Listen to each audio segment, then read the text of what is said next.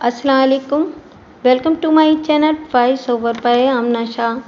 Listeners, कुछ time पहले मैंने ए राहत का ये हॉरर नावल पढ़ा था। मुझे ये काफ़ी इंटरेस्टिंग लगा, इसलिए मैं इसे आपसे शेयर कर रही हूँ। आइए तो शुरू करते हैं। ए राहत के नावल कालका देवी की पहली किस्त। मिली जुली आबादी थी। हिंदू और मुसलमान साथ साथ रहते थे। एक दूसरे से दोस्तियाँ थीं। जहाँ ईद बड़े एहतमाम से मनाई जाती थी, वहीं होली दिवाली भी बड़े एहतमाम से मनाई जाती थी। लेकिन मजाल है कि किसी मुसलमान के लिबास पर रंग की एक छींट भी पड़ जाए। सब एक दूसरे का एहतराम करते थे। दिवाली पर फसीहुद्दीन ठाकर जसवंत राय के यहाँ ज़रूर जाते थे, तो ईद पर फसीहुद्दीन के यहाँ सबसे पहले मुबारकबाद देने वाले ठाकुर जसवंत राय ही होते थे। जो मुसलमान हलवाई करीम खान की दुकान से मिठाई का टोकरा बनवाकर हलवाई के मुलाजिम लड़के से उठवा के ले आते थे और फसीहुद्दीन से गले मिलते थे। इसी तरह बच्चों की दोस्तियाँ थीं। रकाबतें और झगड़े भी चलते थे, लेकिन बुजुर्गों की बात मानी जाती थी और ऐसे झगड़े बुजुर्ग निपटा दिया करते थे। फसीहुद्दीन खासे बड़े जमींदार थे। कोई 20 हारी ज़मीनों पर काम करते थे, जिनमें हिंदू और मुस्लिम सब थे। 3 बेटे थे, जिनमें मंझले का नाम इमादुद्दीन था। गयासुद्दीन और शहाबुद्दीन शौक फितरत के मालिक थे, लेकिन इमादुद्दीन मज़हब की तरफ राग़िब थे और दीनी उलूम से दिलचस्पी रखते थे। सारे बच्चों की शादियां ख़ानदान की बच्चियों से तय पाई थीं। गयासुद्दीन की शादी हो गई तो इमादुद्दीन की बारी आई, मगर इमादुद्दीन ने कहा कि वो दीनी तालीम की तकमील के लिए मुरादाबाद के मदरसे जाना चाहते हैं। फसीहुद्दीन ने इजाज़त दे दी और इमादुद्दीन चंद साल के लिए चले गए, लेकिन वहाँ इन्हें दूसरी ही सोबत मिल गई। ये दरवेशों और साहिब करामात लोगों की सोबत थी। चुनांचे इमादुद्दीन को इस सोबत से बहुत कुछ हासिल हो गया। इम्कान था कि तलब हक़ में हद से गुज़र जाते, लेकिन साथ अच्छा था, इन्हें समझाया गया। इमादुद्दीन, दीन के साथ दुनिया भी रखो, लेकिन दुनिया में मेरा दिल नहीं लगता। दिल लगाओ। कैसे लगाऊं? फिर दिल के साथ दिल लगी का बंदोबस्त भी कर दिया गया। बुजुर्गों दरवेशों के अमल ही निराले होते हैं। हुक्म हुआ, बद्रवन चले जाओ।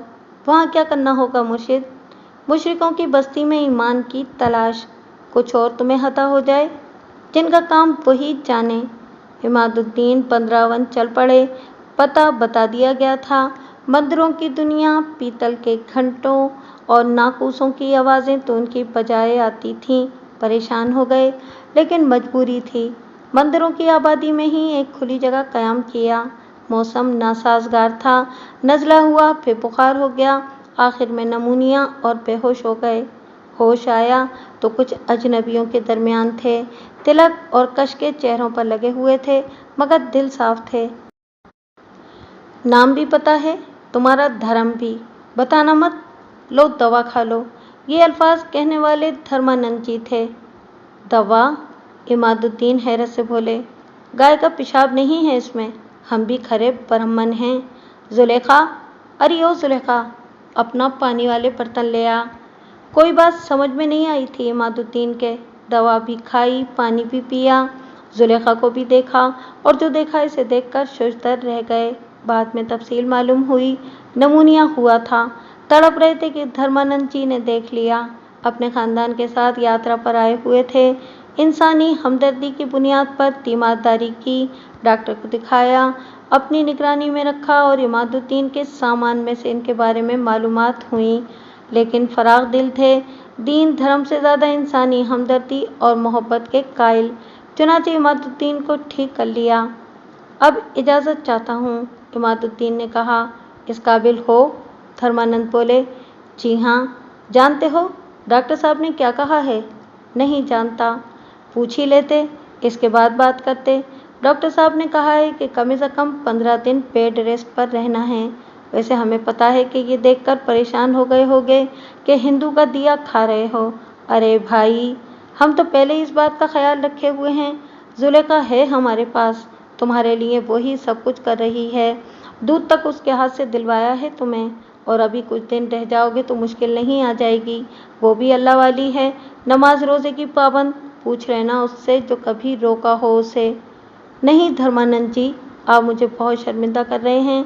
आपकी मोहब्बत और एहसान को तो मैं कभी नहीं भूल सकूंगा। तो फिर भागने की क्यों सूझी है? पता है बड़ी परेशानी हो गई है, गड़बड़ हो गई तो बीमारी फिर घेर लेगी। बस मैं तो नहीं, कुछ नहीं, जो कुछ है वो देख लिया जाएगा, इसकी परवाह मत करो। इमादुद्दीन साहब खामोश हो गए और इसके बाद उन्होंने धर्मानंद जी के साथ गुजारा करना शुरू कर दिया। खाने पीने के लिए वाकई बेचारी जुलेखा ही जिम्मेदारियां निभा रही थी। दुबली पतली जिसामत की मालिक, कोई 20-21 साल की उम्र, उलझे बाल लेकिन इतने घने कि पूरा चेहरा घटाओं में घिरा महसूस हो, बड़ी बड़ी हसीन आंखें दुख और कर्ब में डूबी हुई, होंठों पर कुदरती गुलाब खिले हुए, इतने जाजिबे नज़र नकूश के दिल की धड़कनें बेतरतीब हो जाएं। लेकिन मुजस्सम है हसरतों या सारे जहां का कर खुद में समेटे हुए, बहुत ही सादा और आम से कपड़ों में मलबूस। धर्मानंद जब इसे मुखातिब करते तो इनके लहजे में बड़ी मोहब्बत होती। कहने लगे, जुलेखा बेटी, मेहमान का खास तौर से ख्याल रखना, कोई तकलीफ न होने पाए इन्हें, बस यूं समझ लो कि तुम्हारी जिम्मेदारी है। जी चाचा जी, जुलेखा की आवाज़ का तरन्नुम उभरा। बहरहाल फिर इमादुद्दीन साहब इन लोगों के आदी हो गए। 1 दिन, 2 दिन, 3 दिन, इनके अहले ख़ानदान भी थे। इनकी मिसेज का नाम पूजा देवी था। पूजा देवी भी जाहिर है धर्मानंद साहब की बेगम थीं, उतनी ही मिलनसार, उतनी ही हमदर्द और मोहब्बत करने वाली। बहरहाल अमादुद्दीन की समझ में नहीं आया था कि यहाँ इन्हें क्या करना है। फिर एक दिन जब धर्मानंद और इनकी धर्मपत्नी पूजा के लिए गए हुए थे, इमादुद्दीन अपनी जगह से उठे, खेमे से बाहर निकलकर दूसरे खेमे की तरफ चल पड़े तो उन्होंने एक अजीब मंजर देखा। बुतों के साए में इबादत हो रही थी, जाए नमाज बिछी हुई थी और इस पर जुलेखा 2 सानों बैठी सोगवार, दोनों हाथ बुलंद किए दुआ मांग रही थी। आंखों से आंसू बह रहे थे, सफ़ेद धारें उमड़ी आ रही थीं, रुखसार जल-थल हो रहे थे। ऐसा कर्ब समटा हुआ था उसके चेहरे पर कि देखने वाले का कलेजा दहल जाए। इमादुद्दीन पथरा कर रह गए, दिल जैसे बंद हो गया, बदन में सकता सतारी हो गया, आगे बढ़ने की हिम्मत नहीं हो रही थी। इतने में धर्मानंद और इनकी धर्मपत्नी आ गए। इन्हें अंदाज़ा भी नहीं था कि अमादुद्दीन इसी तरह खड़े हुए हैं। अमादुद्दीन के शाने पर हाथ रखकर इसे अपने साथ खेमे में ले गए। इसका दर्द हम में से किसी को भी नहीं मालूम। वो लावारिस है, कोई खबरगिरी करने वाला नहीं है, बेचैन है, बेसकून है, न हंसती है न मुस्कुराती है। हालांकि हमने इसे बेटियों ही की तरह रखा है, लेकिन पता नहीं क्या दुख है उसके सीने में। बहुत पूछा मगर बताती नहीं। इसे हंसाने की कोशिश करते हैं तो वह हंसने के बजाय रो पड़ती है। कोई बहुत ही गहरा जख्म है दिल में। किसी न किसी ने इसके साथ कोई बहुत बुरा सलूक किया है। रातों को जागती रहती है, कभी कहीं बैठे बैठे तारीकियों को घूरती रहती है, कभी रात रात भर नमाज पढ़ती रहती है, घंटों सजदे में पड़ी रहती है। धर्मानंद जी बता रहे थे और इमादुद्दीन के रगोपे में सर्द लहरें तोड़ रही थीं। वो जुलेखा के बारे में सोच रहे थे। बहरहाल धर्मानंद ने ये तमाम तफसीलात बताईं, लेकिन और कुछ कह न सके, न कर सके। फिर इसी रात दोबारा बाहर निकले तो एक बार फिर बाईं सिमत नजर गई। खेमे की इस तरफ घास का एक किता था, साफ सुथरा तो नहीं था। यहाँ पूजा पाठ के लिए आने वालों ने उसे साफ सुथरा कर दिया था और इस साफ सुथरे टुकड़े पर जुलेखा बैठी हुई नमाज पढ़ रही थी। हालांकि रात काफ़ी से ज़्यादा गुजर चुकी थी। दयारे दहर में ये इबादत इमादुद्दीन जैसे दीनदार शख्स को बहुत ही अजीब सी लगी। वो जुलेखा को देखते रहे कि ये कौन है, किसके जुल्म का शिकार हुई है। कदम खुद ब खुद आगे बढ़ गए और इससे कुछ फासले पर पहुंचकर उसे देखने लगे। वो दुआ के लिए हाथ उठाए हुई थी। इमादुद्दीन के आने का उसे पता नहीं था, लेकिन कुछ लम्हों के बाद इमादुद्दीन ने उसकी सिसकियां सुनी। वो बुरी तरह सिसक रही थी। इमादुद्दीन का दिल पिघलने लगा। इसका दर्द इन्हें अपने सीने में महसूस होने लगा। दिल बुरी तरह उसकी तरफ खिंच रहा था। वो हाथ उठाए सिसकती रही और इमादुद्दीन बेख्तियार होकर उसके करीब पहुंच गए। इसे जब इनकी मौजूदगी का एहसास हुआ तो वो सहम कर उठ खड़ी हुई। इसके अंदाज में वहशत थी। कुछ नहीं जुलेखा, डरो नहीं, मैं हूँ। जुलेखा ने घबराई हुई निगाहों से इधर उधर देखा तो इमादुद्दीन ने कहा, میں تمہارے لیے بہت افسردہ ہوں زلیخا، کاش میں تمہاری کوئی مدد کر سکتا۔ میں جاننا چاہتا ہوں کہ تمہیں کیا دکھ ہے، میرا دل چاہتا ہے کہ تمہارے تمام دکھ درد دور کر دوں۔ زلیخا، کاش تم مجھے اپنے بارے میں بتا دو۔ یوں لگا جیسے زلیخا کو کسی ہمدرد کی موجودگی کا احساس ہوا ہو، اس کے رخساروں پر آنسوں کی دھاریں بہہ رہی تھیں۔ مجھے بتاؤ، میں کیا کروں تمہارے لیے؟ عماد الدین نے کہا۔ وہ روتی آنکھوں سے عماد الدین کو دیکھ رہی تھی، اس کی آنکھوں میں عجیب سی کیفیت تھی۔ پھر اس کا سر آہستہ سے جھکا، ایک قدم آگے بڑھی اور پھر اس نے مختصراً اپنی کہانی انہیں سنائی، جو یوں تھی کہ اس کے ماں باپ تھے، بھائی تھا، زندگی سکون سے گزر رہی تھی۔ جوان بھائی برے راستوں پر نکل گیا تھا، وہ دولت کمانے کے چکر میں دنیاوی اقدار کو بھول چکا تھا۔ کچھ لوگوں سے دشمنی ہوئی، ایک دن رات کو گھر میں داخل ہوا تو سینے میں گولی کا سوراخ تھا۔ خاموشی سے گھر میں دم توڑ دیا۔ ماں نے جوان بیٹے کو اس انداز میں دیکھا تو ایک لمحہ نہ جی سکی اور بیٹے کے ساتھ ماں کی میت کو بھی ایک ہی جگہ، ایک ہی قبرستان میں دفنانا پڑا۔ اس کے بعد باپ بیٹی رہ گئے، لیکن ایسے زخم جان لیوا ہی ہوتے ہیں۔ زلیخا کی زندگی تھی جو بچ گئی، لیکن تھوڑے عرصے کے بعد باپ بھی دنیا سے رخصت ہو گیا۔ ظلم کرنے والوں نے تنہا لڑکی پر ظلم کرنے کے فیصلے کیے، باقی تو وہ سب کچھ برداشت کرتی رہی۔ لیکن جب محلے کے ایک اوباش انسان نے اس کی طرف قدم بڑھائے تو زلیخا گھر چھوڑ کر بھاگی، نہ جانے کہاں کہاں ماری ماری پھرتی رہی، یہاں تک کہ دھرمانند کے ہاتھ لگ گئی۔ خاموش طبع اور مذہبی معاملات میں انہوں نے مداخلت نہیں کی تھی۔ بڑائی کے لیے کسی خاص جسم کو تراشنا نہیں پڑتا، بڑائی کہیں بھی کسی بھی جسم میں مل سکتی ہے، اور دھرمانند جی ایک مسلمان لڑکی کو بیٹی کی طرح پروان چڑھاتے رہے، یہاں تک کہ آج انہوں نے اس لڑکی کا سر اپنے ایک ہم مذہب نوجوان کے سینے پر بھی ٹکا دیکھ لیا۔ عماد الدین سے بات کی اور کہا کہ اپنے مذہب کے مطابق زلیخا کو اپنی زوجیت میں قبول کر لیں، قدرت نے شاید اسی لیے انہیں یہاں بھیجا تھا۔ سارے انتظامات ہو گئے، نکاح کیا، دھرمانند جی نے کنیا دان بھی کیا اور آخر کار زلیخا عماد الدین کی بیوی بن گئی۔ عماد الدین اسے لے کر مرشد کے حضور پہنچے تو مرشد نے مسکرا کر کہا، عماد الدین، کہا تھا نا تم سے، دین بھی نبھاؤ اور دنیا بھی، اللہ اس کا اجر دیتا ہے۔ بیوی کو لے کر گھر پہنچے، لیکن اہل خاندان نے انہیں قبول نہ کیا۔ خود اللہ نے انہیں اتنا مرتبہ دے دیا تھا کہ اپنا گزارا کر سکتے تھے، چنانچہ ایک مدرسے میں دین کی تعلیم دینے لگے، جو ان کی اپنی آبادی میں ہی تھا۔ مدرسے والوں نے ان کے فیض سے واقف ہو کر انہیں عظمت کا مقام دیا اور عماد الدین مدرسے کی طرف سے دیے ہوئے مکان میں رہنے لگے۔ زلیخا ان کے ساتھ خوش تھی اور ایک پرسکون زندگی گزر رہی تھی۔ اس پرسکون زندگی میں ایک ننھی سی بچی کی آمد نے مزید حسن پیدا کر دیا تھا اور دونوں میاں بیوی پرمسرت زندگی بسر کر رہے تھے۔ باقی لوگوں نے ساتھ چھوڑ دیا تھا اور عماد الدین کی صورت دیکھنے کے روادار نہیں تھے۔ عماد الدین نے بھی صبر کر لیا تھا۔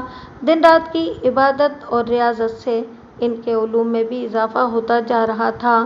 لوگوں کی مدد بھی کیا کرتے تھے، تعویذ، گنڈے، کلام الہی سے علاج، جو کچھ بھی ان کے بس میں تھا کرتے رہا کرتے تھے۔ علم کو اگر خرچ کیا جائے تو بڑھتا ہے، یہ واحد چیز ہے جس کا مصرف ہی کچھ اور ہوتا ہے۔ عماد الدین صاحب اپنی حیثیت میں خاصے مشہور ہو چکے تھے۔ پھر زندگی کے رخ میں ایک انوکھی تبدیلی رونما ہوئی۔ ان کا بچپن کا دوست ارجن شاستری، جو بچپن ہی سے شریر اور نٹکھٹ تھا اور 16-17 سال کی عمر میں اس کے ماں باپ نے اسے گھر سے نکال دیا تھا، پھر طویل عرصے تک وہ واپس نہیں آیا، یہاں تک کہ واپس آیا تو شیطان کا دوسرا روپ بن چکا تھا، نہ جانے کہاں اور کن لوگوں کی صحبت میں رہا تھا، گندے علوم سیکھے تھے اور آبادی کے ایک گوشے میں اپنی رہائش گاہ بنا لی تھی۔ بہت جلد اس کے گندے علوم کا کاروبار مشہور ہونے لگا۔ عماد الدین صاحب کو بھی ارجن شاستری کے بارے میں معلوم ہوا، اس سے ملنے گئے اور جب ارجن شاستری نے انہیں دیکھا تو آگے بڑھ کے ان کے اور اپنے درمیان ایک لکیر کھینچ دی۔ ہم بچپن کے دوست ضرور ہیں عماد الدین صاحب، لیکن اس لکیر کے اس طرف نہ آئیں، یہ ہم دونوں کی بدقسمتی ہے کہ ہمارے راستے الگ ہو گئے ہیں۔ تم اپنے علوم کی طرف راغب ہو اور میں نے دنیا کے بہترین علوم سیکھے ہیں، میرا راستہ مت کاٹنا، نقصان اٹھاؤ گے۔ مگر تمہیں ہوا کیا ہے ارجن شاستری؟ शास्त्री जी का खानदान तो बड़ा ही अच्छा खानदान रहा है। तुम्हें मालूम है कि बड़े शास्त्री ने मुझे घर से निकाल दिया था? मालूम है, मगर इससे क्या फर्क पड़ता है? मेरा दीन धर्म तो इनके साथ ही खत्म हो गया। अब तो मैंने एक नया धर्म ही अपना लिया है, इसे काला धर्म कहते हैं। और तुम देखना, आने वाले वक्त में अर्जुन शास्त्री को कितना बड़ा मकाम हासिल होता है। बुराई और गलाजत तो कोई मकाम नहीं होता, शैतान की नहुसत भी तो बहुत ज़्यादा है। लेकिन तुम बताओ, शैतान को कोई इज्जत की निगाह से देखता है? अरे भाई, मुझे सबक पढ़ाने आए हो? मैं तो खुद तुम्हें सबक पढ़ा कर रख दूं 1 मिनट में। बात यह है कि बचपन की दोस्ती है अमादुद्दीन साहब, इसीलिए मैं सिर्फ एक मशवरा दे सकता हूँ, कभी मेरा रास्ता काटने की कोशिश मत करना। बहुत बुरे हो गए हो तुम अर्जुन शास्त्री। हाँ, और तुम बहुत ज़्यादा अच्छे हो गए हो, इसलिए आग और पानी को साथ साथ नहीं रहना चाहिए। आज के बाद इधर दोबारा कभी मत आना। कहीं ऐसा ना हो कि तुम मेरा रास्ता रोको और मुझे बाद में अफसोस हो कि मैंने एक दोस्त को नुकसान पहुंचा दिया। अमादुद्दीन साहब वापस आ गए थे, लेकिन दिल में थोड़ा सा दुख ज़रूर हुआ था।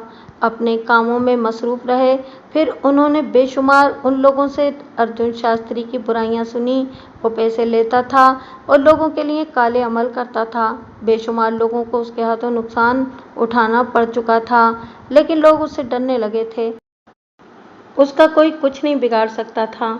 कई अफराद ऐसे भी थे जो इमादुद्दीन के पास आए और इमादुद्दीन ने इन्हें दुआ, तावीज़ और पड़ा हुआ पानी देकर अर्जुन शास्त्री के चुंगल से निकाला। अर्जुन शास्त्री ने जहां अपनी दुनिया आबाद की थी, वहां उसने अपना घर भी बना रखा था। कोई औरत भी उसके साथ थी और इत्तेफाक की बात यह है कि उसकी भी एक बेटी थी, जो इस उम्र की थी जिस उम्र की इमादुद्दीन साहब की बेटी मेहरुन्निसा। बहरहाल ये सारे काम होते रहे और फिर वही हुआ जिसका खतरा था। दोबारा अर्जुन शास्त्री से कोई राब्ता नहीं हो सका था।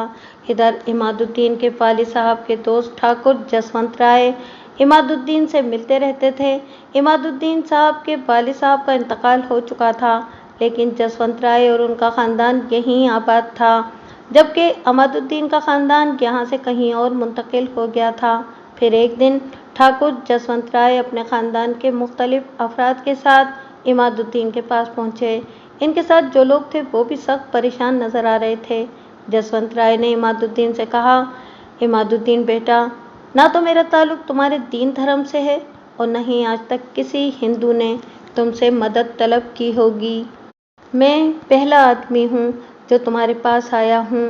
ये तो तुम जानते ही हो कि तुम्हारे पिता का बचपन का दोस्त हूँ। मेरा हक भी है तुम पर, हालांकि मैंने कुछ भी नहीं किया है तुम्हारे लिए, लेकिन मैं समझता हूँ कि तुम्हें किसी की ज़रूरत थी ही नहीं बेटे।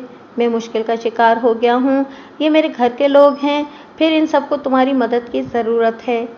जसवंत चाचा, आप कैसी बातें कर रहे हैं? मैं तो आपका ग़ुलाम हूँ, हुक्म दीजिए, क्या काम है मुझसे? बेटा, दुनिया में 3 चीज़ों का खेल रोज़े अव्वल से है और रोज़े आखिर तक रहेगा। ज़र, सन और ज़मीन, इनके लिए अपने भी पराए हो जाते हैं। दोस्त आंखें फेर लेते हैं। हालांकि वो कमीना हीरालाल बेदर भेकर फिर रहा था। मैंने इसे मुखिया बनाया और ज़मीनें भी दी, पर अब वो और चक्करों में पड़ गया है। मुझसे एक ऐसी ज़मीन मांग रहा था जो अब मेरी है भी नहीं, और होती भी तो ज़मीनें बांटी तो नहीं जाती। मुखिया हीरालाल काफ़ी अरसे से मुझे धमकियाँ भी दे रहा था। खैर, धमकियों की तो मैं कभी परवाह नहीं करता, लेकिन अब उसने जो कुछ किया है वो बड़ा गलत है। क्या हुआ चाचा जी, कुछ बताइए तो सही। इसने इस पापी काले धर्म वाले अर्जुन शास्त्री का सहारा पकड़ा है और इसके आदमी ने मुझे आकर इतला दी है कि आने वाली दिवाली, जिसमें सिर्फ 10 रोज़ रह गए हैं, वो मेरी तरफ हांडी भेज रहा है। तुम मुठों के बारे में तो जानते ही होगे। दिवाली की रात को जादू के ये मुठ जलते हैं और काले धर्म वाले इन्हें अपने दुश्मनों पर मारते हैं। जो काला धर्म नहीं जानते वो काले धर्म वालों से ये काम कराते हैं और ये मुठ जहाँ भी गिरता है वहाँ तबाही फैलती है, कोई ना कोई मर जाता है। ये है सारा सिलसिला। आपको यकीन है कि मुखिया हीरालाल ऐसा काम करा रहा है? करा चुका है, अब बस इन्हें दिवाली का इंतज़ार है। जसवंत राय ने कहा, आप बिल्कुल बेफिक्र रहें, इंशाल्लाह कुछ ना कुछ हो जाएगा। इमादुद्दीन ने जसवंत राय को यकीन दिलाया। जसवंत राय चले गए और इमादुद्दीन परेशानी से ये सोचने लगे कि अभिनय क्या करना है। आखिरकार अपने बचपन के दोस्त से मिलने का फैसला किया।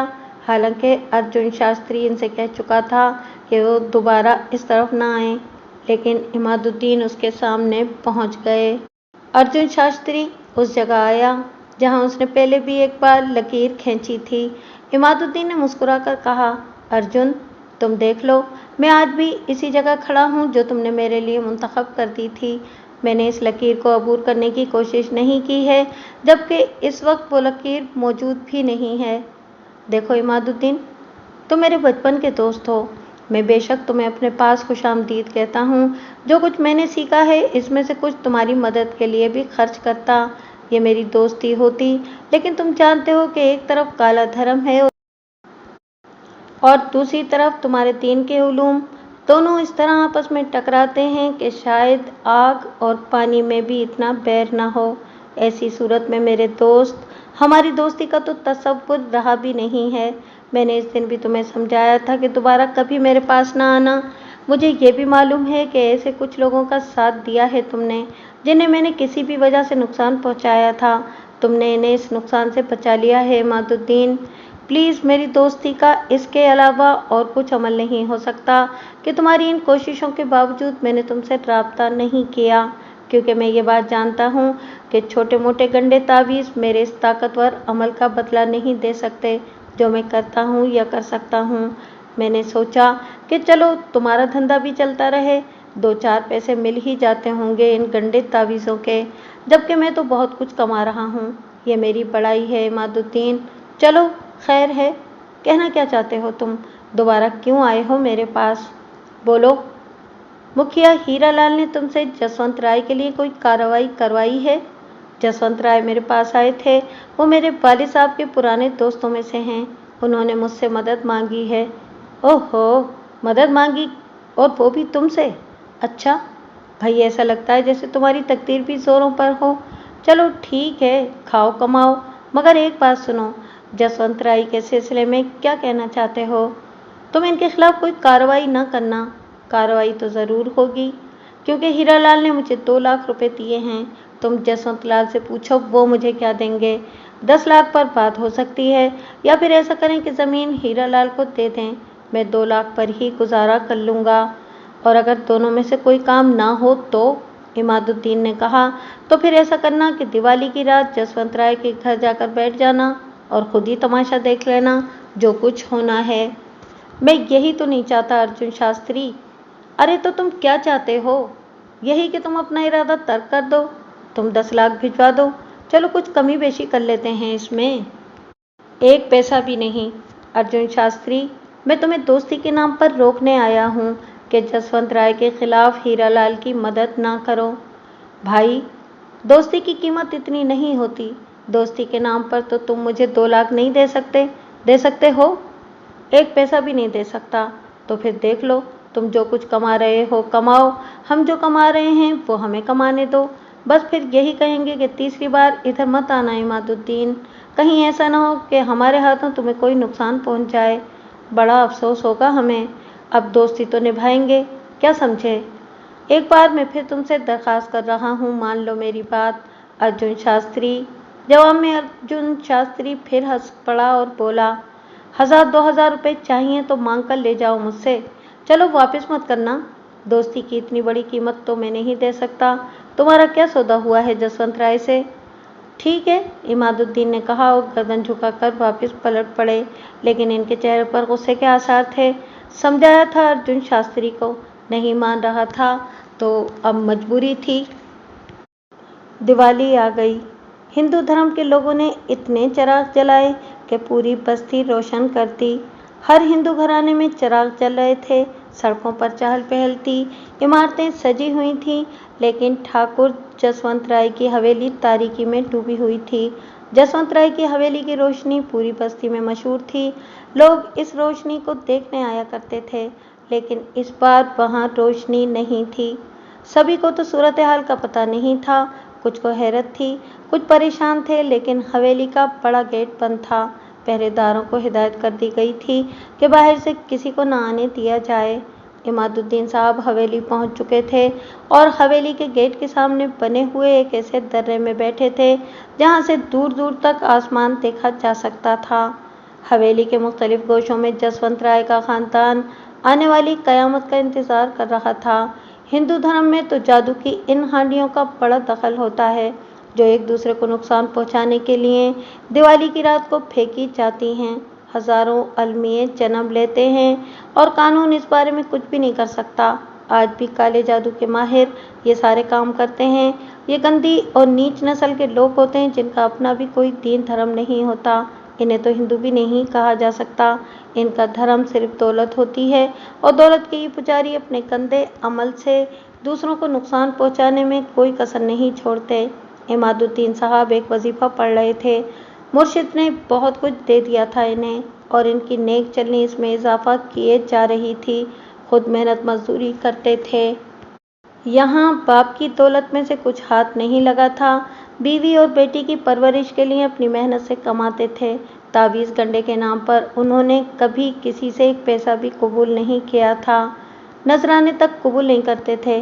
कहते थे कि ये दरपर्दा मुआवजा होता है और अल्लाह के नाम का कोई मुआवजा कबूल करना गुनाह होता है जिसे वो कबूल नहीं कर सकते। बहरहाल इस वक्त भी वो बैठे हुए थे। जसवंत राय और इनके अहले खानदान आसमान पर निगाह जमाए हुए थे। रात को 12 बजे के बाद फिजा में एक रोशन शे उड़कर आती हुई देखी जिसका रुख इस हवेली की तरफ था। वो आहिस्ता आहिस्ता फिजा में तैरती हुई हवेली पर आ रही थी।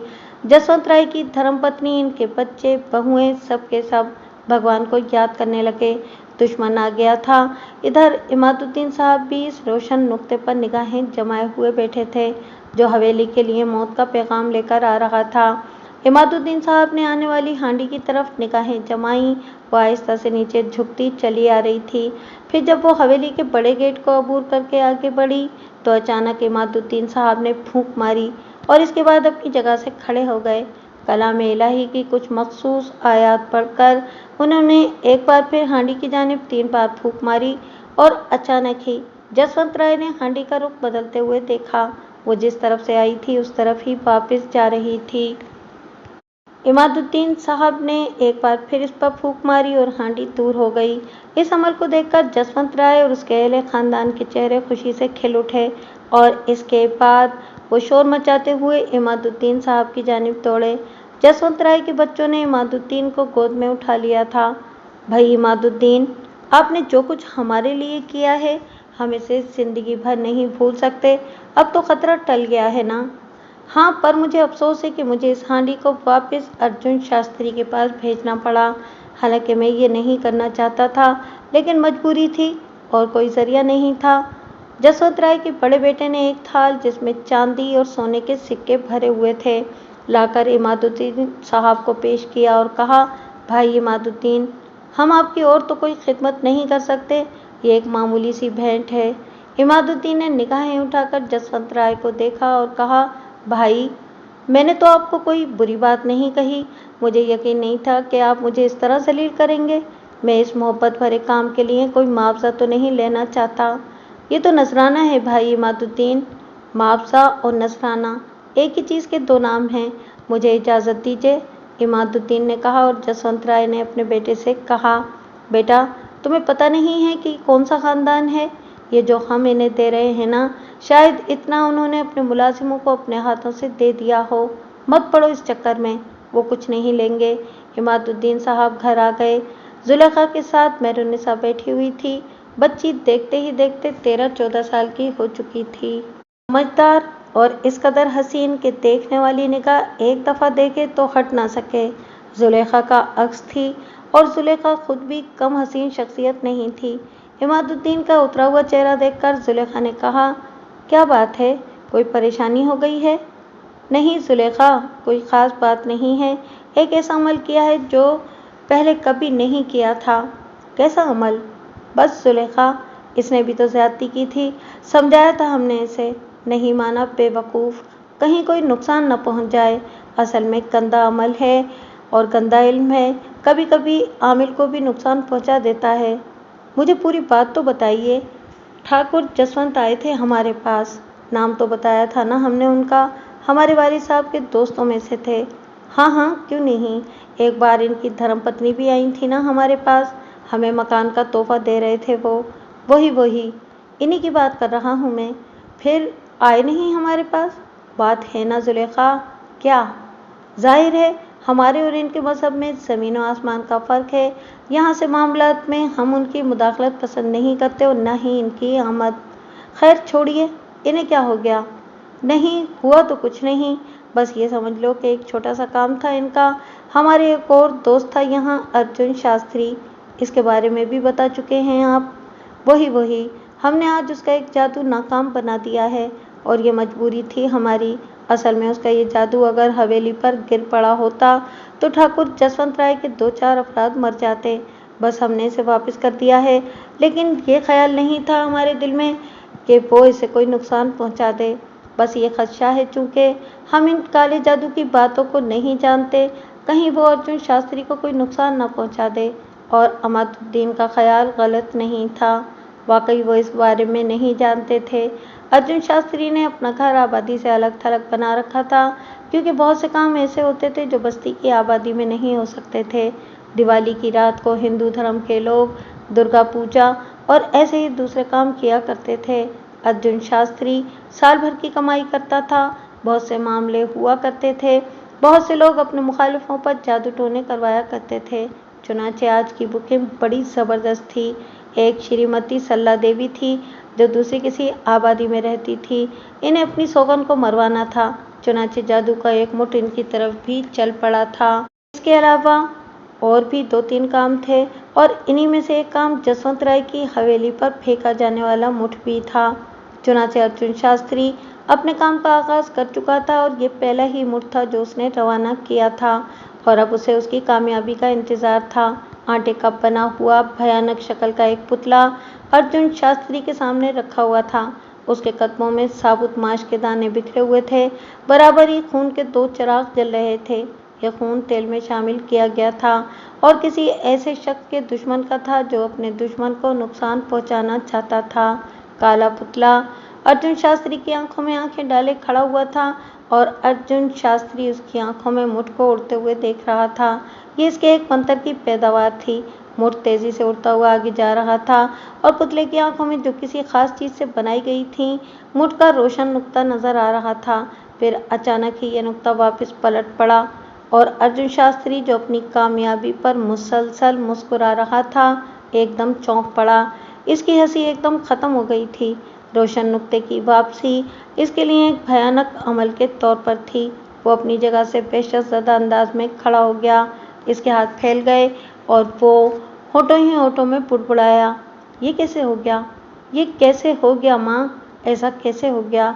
अचानक ही पुतले के होठों से आवाज़ निकली, तू अपने दुश्मन को भूल गया अर्जुन? कौन दुश्मन? अर्जुन ने पुतले को घूरते हुए कहा, वो जो मुसलमान मजहब से ताल्लुक़ रखता है और तुझसे कह गया था कि जसवंत राय की हवेली पर हमला करना ठीक नहीं होगा।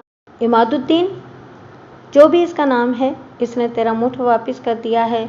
बच संभल, वो आ गया, पुतले ने कहा और दूसरे लम्हे अर्जुन शास्त्री वहाँ से उठकर भागा। वो अपनी रिहाइशगाह में पहुँच गया था। अचानक ही एक धमाका हुआ। रिहाइशगाह की छत में एक सुराख हुआ और मिट्टी की हांडी जिसमें सिंदूर, चावल, दाल और आटा और न जाने क्या क्या चीज़ें भरी हुई थीं, छत फाड़ती हुई नीचे आ गिरी। इस वक्त अर्जुन शास्त्री की बेटी केशावती बैठी अपने हाथों में मेहंदी लगा रही थी कि हांडी उसके सर पर गिरी और कशकावती की भयानक चीख फजा में गूंज उठी। उसके तन बदन में आग लग गई थी और अर्जुन शास्त्री चीख रहा था।